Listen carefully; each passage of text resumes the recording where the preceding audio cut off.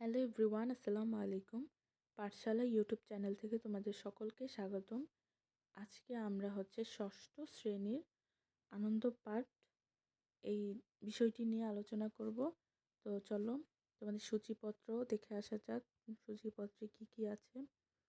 তো তোমাদের সূচিপত্রে প্রথমেই আছে সাত ভাই চম্পা। তো আজকে আমরা সাত ভাই চম্পা এই গল্পটি নিয়ে আলোচনা করব। তো তোমরা নিশ্চয়ই অনেকে সাত ভাই চম্পা বিষয়ে অনেক নাটক অথবা গল্প এইসব আগেই দেখেছো। আমি আমি হয়তো কি বলো এটা, জি বাংলা, হ্যাঁ জি বাংলা একটি একটি সিরিয়াল ছিল আগে, সাত ভাই চম্পা। তো আমি ওটা মনে হয় কয়েকটা পর্ব দেখেছিলাম। তারপর আর আমার কাছে ওরা যেই আস্তে আস্তে পর্বগুলো দেয়, ওইভাবে আসলে দেখা পসিবল হয় না। তো আর দেখা হয়ে ওঠে নাই। তো সাত ভাই চম্পা হচ্ছে এই গল্পটা অনেকই ভালোই বড়। তো আজকে আমি তোমাদের একদম সংক্ষেপে গল্পটার মধ্যে কি আসলে মূল ভাবটা সেটা বলার চেষ্টা করব। তো তোমরা বাসায় নিজে একটু কষ্ট করে গল্পটা পড়ে নিবা। আমি গল্পের মূল যে পরিচিতিটা সেটা বলবো। তো আসলে এই সাত ভাই চম্পা কাহিনীটা একটি রূপকথার কাহিনী বলতে পারো। এটা রাজা রানীদের গল্প কাইন্ড অফ। তো কি একটা রাজা থাকে আর তার কি সাতটা রানী থাকে। তো যে ছোট রানী যে থাকে তার আহ, মানে সে গর্ভধারিণী থাকে। তো তার বাচ্চা হওয়ার কথা। তো আহ, কিন্তু আর বাকি যে রানীগুলো ছিল তাদের কি বাচ্চা টাচ্চা হয় না। তো রাজা তার ছোট রানীকে এজন্য অনেক ভালোবাসতো। তো এই সব আবার বড় রানী যে ছিল আর যে রানীগুলো ছিল তারা আবার সহ্য করতে পারতো না। তো এই কারণে বড় রানী কি করে, ষড়যন্ত্র করে যে ছোট রানীর যদি বাচ্চা হয় তাহলে তখন কি সে তার সাহায্যের জন্য আশেপাশেই থাকবে। তখন বাচ্চাগুলোকে নিয়ে মাটিতে পুঁতে রাখবে। তো সে যেই বলা সেই কাজ। তো সে কি করে, যখন আহ, ছোট রানীর বাচ্চা হওয়ার সময় হয় তখন কি করে বড় রানী বলে রাজাকে যে আমি ছোট রানীর পাশে থাকতে চাই। তো শুধু আবার এক্সট্রা কোনো মানুষ রাখার কি দরকার। তো বড় রানী কি করে ছোট রানীর সাথে থাকে। তারপর যখন ছোট রানীর 7টা ছেলে হয় আর একটা মেয়ে হয়। তো এটা দেখে তো বড় রানী অনেক হিংসায় একদম জ্বলে পুড়ে যায়, এরকম অবস্থা। তারপর বড় রানী কি করে তার 7টা ছেলেকে এবং তার ওই একটা মেয়েকে একটা হাঁড়ির মধ্যে ভরে তারপর মাটি চাপা দিয়ে দেয়। মাটি চাপা দিয়ে দেয়। তারপর রাজাকে ডেকে বলে যে আপনার ছোট রানীর তো ব্যাঙ আর সাপ হয়েছে। তো রাজা তো অনেক রাগান্বিত হয়ে যায়। তারপর ছোট রানীকে বনবাসে পাঠায় দেয়। তারপর বড় রানীরা অনেক খুশি হয়, পারলে ওনারা নাচানাচি শুরু করে, এইরকম অবস্থা। তো পরে বড় রানীরা শান্তিতে থাকতে থাকে। ছোট রানীকে বনবাসে পাঠাতে সে ওই ঘুঁটে কুড়ানি টাইপ, ঘুঁটে কুড়ানি হলো আম, ওই যে গোবর টাইপের এগুলো কুড়ায়। আর অনেক অনেক কষ্টে ছিল সে তারপর হঠাৎ তাদের আম, প্রাসাদে পূজা আয়োজন করা হয়। তো ফুল দরকার, কিন্তু ফুল পাওয়া যাইতেছে না। তারপর পুরোহিত মশাই একদিন এক বনে যায়। তো সেখানে দেখে কি যে আহ, হচ্ছে চম্পা ফুল হয়ে আছে অনেক, আর পারুল। তো সে ভাবে যে ওইখান থেকে ফুল নিবে। তো তখনই ওই যে সাত ভাইকে দেওয়া হয়, সাত ভাই হয়ে যায় 7টা চম্পা ফুল। আর গিয়ে ওই যে একজন বোন থাকে সে পারুল ফুল হয়।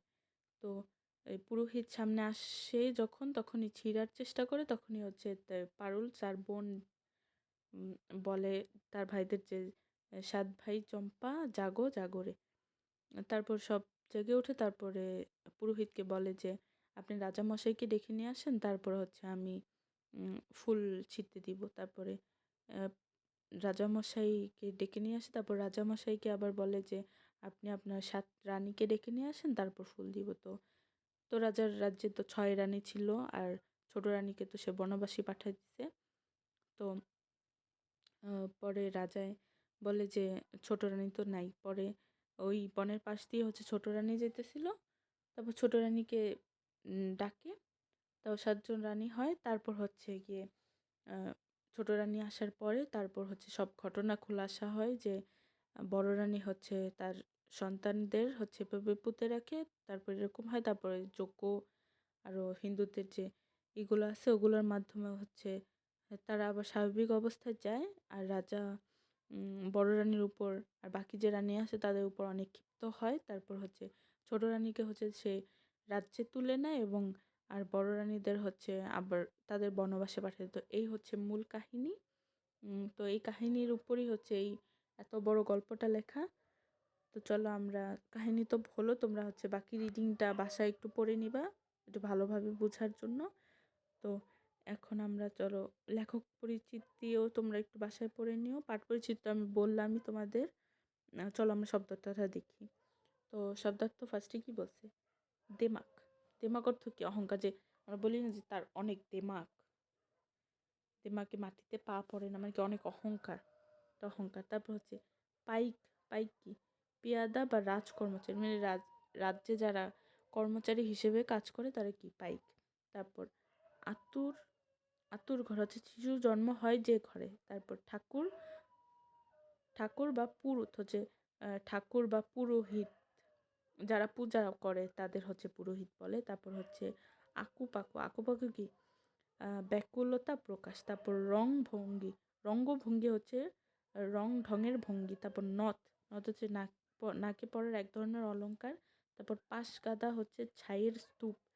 পুতিয়া মানে কি? পুতিয়া রাখিছে মানে কি মাটিতে চাপা দিয়ে রেখেছে। তারপর মল হচ্ছে পায়ের অলংকার বিশেষ। তারপর হচ্ছে পোড়া কপালি। পোড়া কপালি, হ্যাঁ, পোড়া কপালি হচ্ছে দুর্ভাগা। ঘুঁটে কুড়ানি হচ্ছে গোবরের তৈরি জ্বালানি সংগ্রহ করা যায়। ওই যে আমি যেটা গল্পের সময় বললাম যে রানী কি ঘুঁটে কুড়ানি ছিল একজন, মানে ছোট রানী যাকে বনবাসে পাঠিয়ে দিছে, মানে সে কি গোবরের তৈরি যে জ্বালানিগুলো সেগুলো সংগ্রহ করতো। তারপর নিত্য পূজা হচ্ছে প্রতিদিনের পূজা অনুষ্ঠান। তুরতুর। তুরতুর কি? জানো না, যে এই ছেলেটা অনেক তুরতুর করে, মানে কি অনেক দ্রুত বা অনেক তাড়াহুড়া। তারপর টুলটুলে। টুলটুলে কি? সুন্দর প্রকাশক শব্দ। তারপর নোয়া রানী। নোয়া রানী কি? চতুর্থ রানী। তারপর দুয়ো রানী। দুয়ো রানী কি? মানে যে কখনোই স্বামীর সোহাগ পায় নাই সে কি? নোয়া রানী। যেমন কি ষষ্ঠ রানী। ষষ্ঠ রানী কি? তার স্বামী তেমন সোহাগ আদর পায় নাই, সেজন্য তার উদাহরণ দেওয়া হয়েছে। তারপর দৌলা কি? চৌদোলা, সরি চৌদোলা। চৌদোলা হচ্ছে কি? পালকি। তারপর বেহারা। বেহারা হচ্ছে পালকি বাহক, যারা পালকি হচ্ছে কাঁধে নিয়ে যায় তাদের বলে বেহারা। তারপর কাক। কাক হচ্ছে কোমর। তারপর হচ্ছে জয়ডঙ্গা। জয়ডঙ্গা হচ্ছে জয়সূচক বাদ্যধ্বনি। তো চলো দেখি তারপর কি আছে। বাস, তারপর তো আর নাই। তারপর হচ্ছে একটা নতুন গল্প হচ্ছে আলাউদ্দিনের চেরাগ। এটা লিখেছে হচ্ছে হুমায়ুন আহমেদ।